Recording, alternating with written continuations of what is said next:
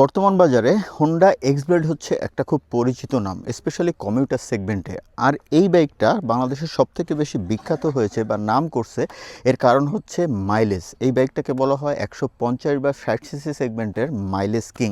চলেন আজকে এই হোন্ডা এক্সব্লেড এফআই এবিএস এই ভার্সনটার একটা রিভিউ করি। আর আজকের ভিডিওতে আপনাদেরকে জানাবো এই বাইকটার ভালো খারাপ দিক কী কী, এই বাইকটার মাইলেজ কেমন, এই বাইকটার পাওয়ার চেক করব, এই বাইকটার ব্রেক চেক করব এবং সবশেষে বলবো 2,40,000 টাকায় এই বাইকটা কেনা কতটুকু যৌক্তিক হবে। চলেন তাহলে রিভিউটা শুরু করি। আজকে শুক্রবার, যেহেতু প্রচণ্ড রোদ আছে, এরপরে এই বাইকটার আর একটা শট আছে এফজেডএস ভার্সন 2 এর সাথে একটা কম্প্যারিজন খুব তাড়াতাড়ি শেষ করব।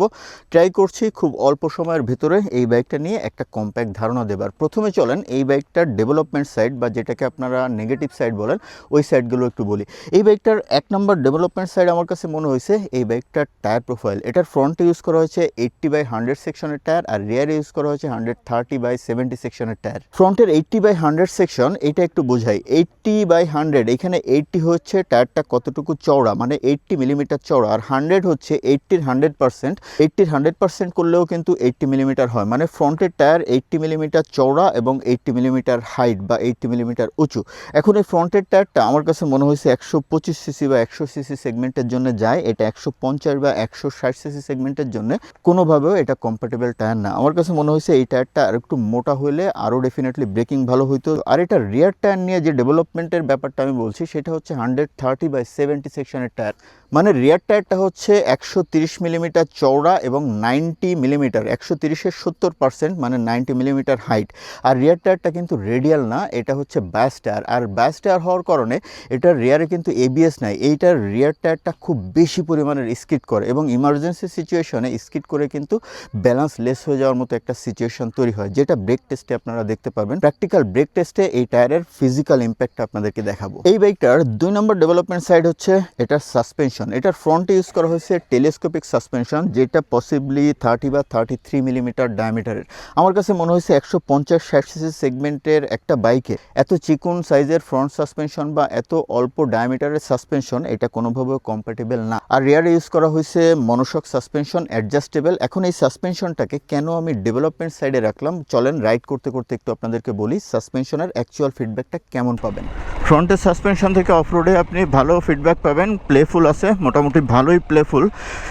তবে ব্যাপার হচ্ছে কি, সাসপেনশনের ডায়ামিটারটা অনেক কম। 125 সিসি বা 100 সিসিতে যে সাসপেনশন থাকে, চিকুন সাসপেনশন, ওই টাইপের সাসপেনশনই এটাতে দেওয়া হয়েছে, যে কারণে আপনি যখন টপ স্পিডে যাবেন তখন সামনে ওয়াবেল করবে এবং মাটি কামড়ে যে স্টেডি হয়ে চলার টেন্ডেন্সি, ওইটা এক্সব্লেড থেকে আপনি পাবেন না, মানে টপ ইন্ডে স্টেবিলিটি আপনি ভালো পাবেন না। আর রিয়ার সাসপেনশনের ফিডব্যাক যদি বলি, এই যে দেখেন ইটের রাস্তা, মোটামুটি ভালোই বাম্পি, কিছু জায়গায় যথেষ্ট ভাঙাচোরা। রিয়ার সাসপেনশন অ্যাভারেজ মানের, খুব একটা ভালো না, খুব একটা খারাপ না, তবে ভাঙাচোরার রাস্তায় খুব একটা কমফর্ট আপনি পাবেন না। টলারেবল, অনেক বেশি খারাপ সেটা না, বাট সাসপেনশন আমার কাছে মনে হয়েছে ডেফিনেটলি একটু ডেভেলপ করা দরকার। এই বাইকটার 3 নম্বর ডেভেলপমেন্ট সাইড হচ্ছে এই বাইকটার হেডল্যাম্প। একটা 150 বা 60 সিসি বাইকের, এরকম ট্রিমেন্ডাস পাওয়ারের একটা বাইকের হেডল্যাম্পের পারফরমেন্স আমার কাছে মনে হয়েছে একেবারেই পর্যাপ্ত না। মানে যদি হাইওয়েতে আপনি রাইড করতে যান রাত্রের বেলায়, আমার কাছে মনে হয়েছে কোনোভাবেও আপনি সেফ ফিল করবেন না। হেডল্যাম্পের আলো ডেফিনেটলি ডেভেলপ করার সুযোগ আছে, যদিও ম্যাক্সিমাম বাইকের হেডল্যাম্পের আলো এই লেভেলের হয় বা খারাপ হয়, বাট বাংলাদেশে কিন্তু একটা উদাহরণ আছে, উদাহরণটা হচ্ছে পালসার N160। ওইটার হেডল্যাম্পের আলো এত ভালো যে ফগ লাইটের কিন্তু প্রয়োজন হয় না। আর এটাতে আপনি ফগ লাইট ইনস্টল করবেন, সেক্ষেত্রে কিন্তু ট্রাফিক মামলার একটা সম্ভাবনা থেকেই যায়, বা মোটামুটি 100% শিওর যে ট্রাফিক ধরলে আপনাকে মামলা দিতে পারে। সো এই বাইকটার হেডল্যাম্প আমার কাছে মনে হয়েছে এটার ম্যাসিভ ডেভেলপমেন্টের সুযোগ আছে। এই বাইকটার 4 নম্বর ডেভেলপমেন্ট সাইড হচ্ছে এটার ব্রেকিং। হ্যাঁ, আপনি ঠিকই শুনছেন, এটার ব্রেকিং ডেভেলপ করার দরকার আছে। এটার ফ্রন্টে ইউজ করা হয়েছে 276 মিলিমিটারের ডিস্ক এবং সিঙ্গেল চ্যানেল এবিএসের বাইক, মানে ফ্রন্টে এবিএস আছে, আর রিয়ারে হচ্ছে 220 মিলিমিটারের ডিস্ক, রিয়ারে কোনো এবিএস নাই। প্রথমে চলেন এই বাইকটার ব্রেক টেস্ট দেখে আসি, তারপরে কেন আমি এটাকে খারাপ বা ডেভেলপমেন্ট সাইডে রাখছি এটা বলতে।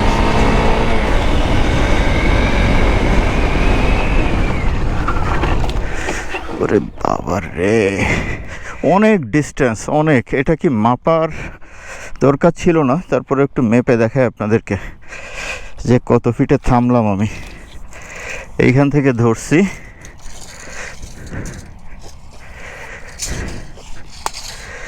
10 ফিট, এই যে হচ্ছে 10 ফিট, দাগ দিলাম 20 ফিট, 20 ফিট, এই যে 30 ফিট, 30 ফিট, 40 ফিট, এই যে 40, আর এই যে হচ্ছে 48 ফিটের একটু বেশি।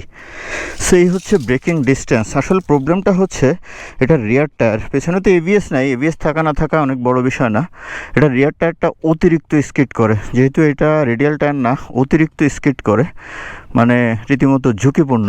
ওকে, ব্রেক টেস্টও দেখলেন। এখন প্রবলেমটা হচ্ছে ফ্রন্টের টায়ার যেহেতু অনেক চিকন, যে কারণে একটু কনফিডেন্স ল্যাক করছে আমার।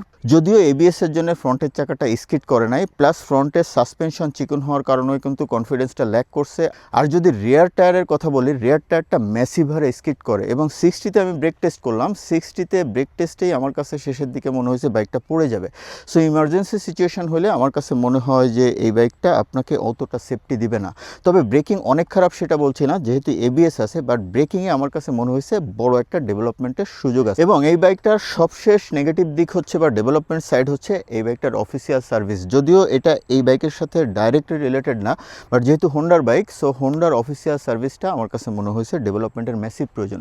তাদের এক্সপার্ট মেকানিক নাই, তাদের ওয়ার্ক সিস্টেমটাও আমার কাছে মনে হয় যে ম্যাসিভ ডেভেলপমেন্টের দরকার আছে। তারা প্রবলেম আইডেন্টিফাই ঠিকঠাক মতো আমার মনে হয় ওইভাবে করতে পারে না, এবং প্রবলেম সলিউশনও 100% ম্যাক্সিমাম ক্ষেত্রেই পারে না। মানে বাইকার যারা আছে তারা আমার মনে হয় যে খুব একটা স্যাটিসফাইড না।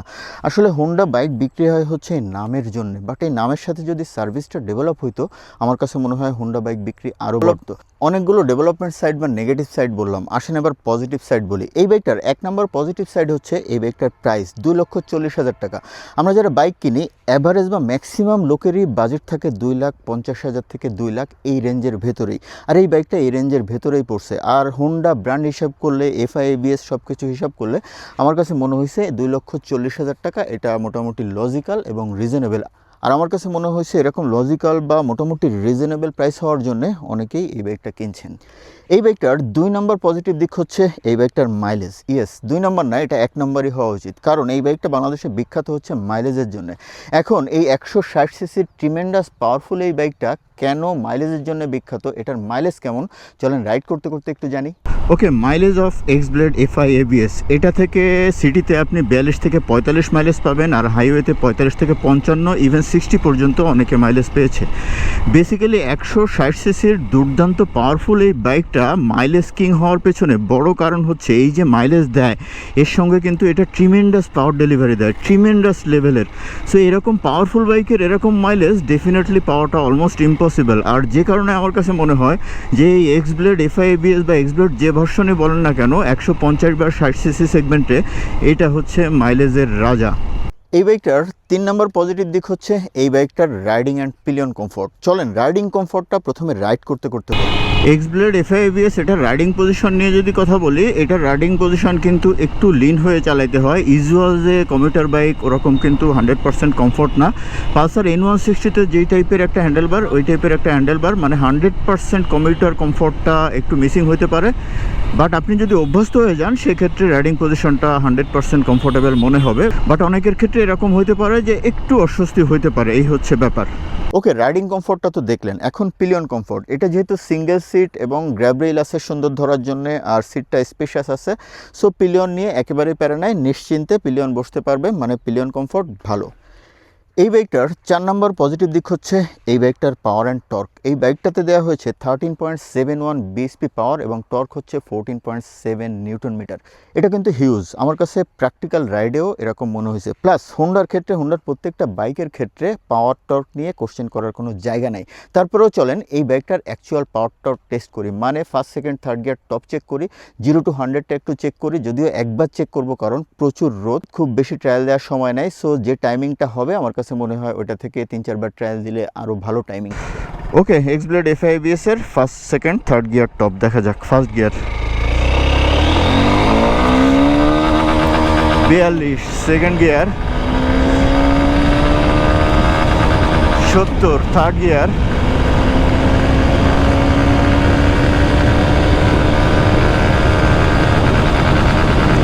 94তে লক হয়ে গেছে থার্ড গিয়ার।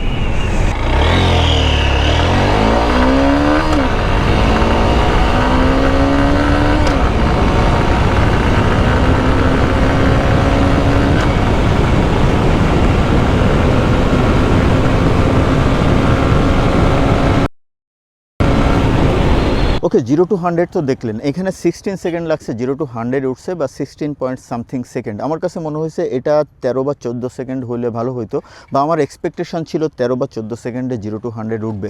এটা কম্পারেটিভলি একটু বেশি লেগে গেছে, যদিও এটা অনেক বড় বিষয় না, যে কারণে এটাকে আমি কনসিডারেশনের ভেতরে রাখি নাই। বাট ওভারঅলি যদি পাওয়ার টর্ক নিয়ে একটা ফাইনাল ফিডব্যাক দিই, তাহলে ব্যাপারটা এরকম চলে আসে, এটা নিয়ে হাইওয়েতে কোনো ভেহিকেলকে ওভারটেক করতে আপনার দম মারা বা কনফিডেন্স ল্যাক করবে না। এটা যথেষ্ট পাঞ্চি একটা ফিল দিবে। ডেফিনেটলি এটার পাওয়ার টর্ক ফিডব্যাক নিয়ে আপনি কোনোভাবেও আপনার কনফিডেন্সের ঘাটতি ফিল করবেন না। এই বাইকটার 5 নম্বর পজিটিভ সাইড হচ্ছে এই বাইকটার engine refinement. X-Blade FI ABS, এই বাইকটার ইঞ্জিন রিফাইনমেন্ট নিয়ে একটু নতুন করে কথা বলতেই হয়। এর কারণটা হচ্ছে পুরনো যে কার্বোরেটর এক্সব্লেড ছিল, ওই কার্বোরেটর ভার্সনে যে টাইপের রিফাইনমেন্ট ছিল ইঞ্জিন, যতটা স্মুথ ছিল, এটা আমার কাছে মনে হয় যে আরও বেশি স্মুথ। মানে FI ভার্সনটা একেবারে বাটার স্মুথ টাইপের, বাটার স্মুথ। আর হোন্ডার ইঞ্জিন, সো ইঞ্জিন রিফাইনমেন্ট নিয়ে খুব একটা বলার আসলে কোনো অপশন নাই। এই বাইকটার 6 নম্বর পজিটিভ দিক হচ্ছে এই বাইকটার ওয়েট ডিস্ট্রিবিউশন। একটা বাইকের ওয়েট ডিস্ট্রিবিউশনকে আমি সবসময় রিভিউর পয়েন্টে রাখি, কারণ ওয়েট যত ইকুয়ালি ডিস্ট্রিবিউটেড হবে, ওই বাইকটা থেকে ব্রেকিং, ব্যালেন্স, কন্ট্রোল সব কিছু ম্যাক্সিমাম পাওয়া যাবে। মানে বাইকার একটা এক্সট্রা কনফিডেন্স পাবে বা ট্রাস্ট পাবে ওই বাইকের উপর। আর এই হোন্ডা এক্সব্লেড FI ABS, এটার ওয়েট ডিস্ট্রিবিউশন কেমন ছিল বা কত ভালো ছিল, চলেন রাইড করতে করতে যাই। ওয়েট ডিস্ট্রিবিউশন দেখেন, ডেফিনেটলি এক্সেলেন্ট লেভেলের ওয়েট ডিস্ট্রিবিউশন। আপনি অবশ্যই কনফিডেন্স পাবেন, বাইকটার ব্যালেন্স কন্ট্রোল খুবই ভালো পাবেন। মানে আমার কাছে মনে হয়েছে perfectly distributed weight. Honda Xblade FI ABS, এটা সবশেষ যে পজিটিভ সাইড বা ভালো দিক আমি বলবো, সেটা হচ্ছে এই বাইকটার রিসেল ভ্যালু। ডেফিনেটলি হোন্ডা একটা জাপানিজ ব্র্যান্ড আর ওয়ার্ল্ডের টপ ব্র্যান্ড, আর ওভারঅলি সব কিছু মিলিয়ে যেহেতু এটা মাইলেজ কিং, আর এই সেগমেন্টের বাইক বিক্রির পেছনে একটা বড় কারণ থাকে মাইলেজ কিং। বিল্ড কোয়ালিটি মোটামুটি ভালোই আছে। ওভারঅলি সব কিছু মিলিয়ে আপনি যদি এই বাইকটা বিক্রি করতে যান, ভালো একটা দাম পাবেন। এছাড়া আরও কিছু ডেভেলপমেন্ট সাইড বলা যেত, অনেক ইম্পর্টেন্ট না, যে কারণে আমি বলছি না। যেমন এটাতে সাইডে স্ট্যান্ড কাট অফ ফিচার আছে, প্লাস এটাতে মিটারে কিন্তু গিয়ার ইন্ডিকেটর দেখা যায়, যদিও মিটারে অ্যাভারেজ মাইলেজ দেখাটা খুব প্রয়োজন ছিল। আশা করি হোন্ডা এক্সব্লেডের পরবর্তী ভার্সনে এটা ডেফিনেটলি আপডেট করবে, কারণ মিটারটা আরও ইনফরমেটিভ হওয়াটা দরকার, যদিও মিটারটা দেখতে সুন্দর। আর ওভারঅলি কি বলবো, আমার মনে হয় না আর ওইভাবে কিছু বলার আছে। হ্যাঁ, আর একটা জিনিস আছে, সেটা হচ্ছে এটাতে ব্যাঙ্ক অ্যাঙ্গেল সেন্সর আছে বা লিন অ্যাঙ্গেল সেন্সর। মানে বাইকটা 60 থেকে 65 ডিগ্রি অ্যাঙ্গেলে যদি কাত হয়ে যায়, অটোমেটিক্যালি স্টার্ট বন্ধ হয়ে যাবে। মানে বাইকটা যদি ক্র্যাশ করে, তখন অটোমেটিক্যালি কিন্তু এটার স্টার্ট বন্ধ হয়ে যাবে। এটাও কিন্তু ভালো একটা সেফটি ফিচার। আর নতুন করে বলার কিছু নাই, ইঞ্জিনকে সুইচ তো আছেই, আর লাইট টাইট এগুলো আমার মনে হয় খুব একটা জরুরি কিছু না। সো এই ছিল আজকে হোন্ডা এক্সব্লেড FI ABS এর স্কেলিটন। আমার মনে হয় আমি বোঝাইতে সমর্থ হয়েছি, মোটামুটি আমার মতো করে চেষ্টা করলাম। এখন একেবারে লাস্ট ফ্যাক্টে যদি আসি, সেটা হচ্ছে, বা আপনারা যদি জিজ্ঞেস করেন আশিক ভাই 1,40,000 টাকায় এই বাইকটা কেনা উচিত হবে কি হবে না, প্রথমেই বলছি এই বাইকটার সব থেকে বড় পজিটিভ দিক ছিল হচ্ছে এই বাইকটার প্রাইসিং। সো প্রাইসিং হিসাব যদি করেন, এর সাথে এই যে ফিচার পারফরমেন্স আপনাকে অফার করছে, আমার কাছে মনে হয়েছে যে definitely it's not a bad choice. তবে এটা আরও ডেভেলপ করলে আমার কাছে মনে হয় এটা হচ্ছে বেস্ট চয়েসের ভেতরে চলে যাবে, যেহেতু কিছু ডেভেলপমেন্ট সাইড আছে। তবে একটা বিষয় বলতে পারি, বা হোন্ডার ক্ষেত্রে সবসময় আমি যেটা বলি, সেটা হচ্ছে ব্র্যান্ডটা যখন হোন্ডা, কিনলে আপনার যদি লাভ নেওয়া হয়, লস হওয়ার কোনো পসিবিলিটি নাই। So it's the conclusion. আজকের মতো এখানে রেখে দিই। অনেক রোডের ভেতরে শ্যুট করলাম, 2বার এখান থেকে লোকজন যাচ্ছিল, তাদের কাছ থেকে পানি চেয়ে খাইছি, পানিও আনি নাই। ভয়ঙ্কর লেভেলের কষ্ট হচ্ছে। আর একটু পরে এটা নিয়ে আরও একটা বড় শ্যুট আছে, ওই ভিডিওটাও কিন্তু সারপ্রাইজিং হতে যাচ্ছে। তাহলে আজকের মতো রাখছি, টাটা বাই বাই। আর ভিডিওটা যদি ভালো লাগে, please do subscribe my channel.